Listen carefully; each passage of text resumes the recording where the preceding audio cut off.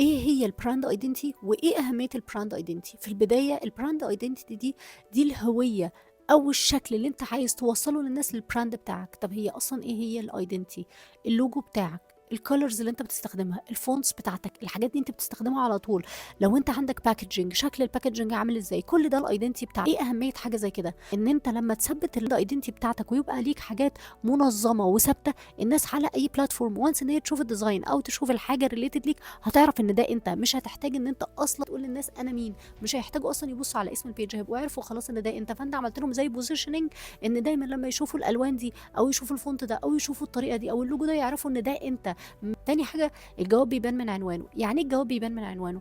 يعني لو أنت مختار brand identity شكلها luxurious وشكلها نضيف، ده هيreflect على الproduct بتاعك. الناس عرفت إن أنت بتقدم service أو product premium.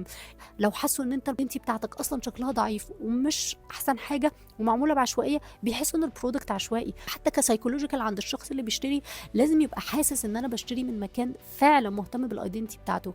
ودايمًا بيبقى النجاح أو الpositioning إن أنت أصلًا الناس once إن هي تشوف الpost بتاعك أو الdesign بتاعك يعرفوك من غير ما حتى يبصوا على الاسم. فدايمًا حافظوا إن يكون عندكم brand identity واضحة وتكون ثابتة على كل الplatforms. واستنوني الtips الجاية.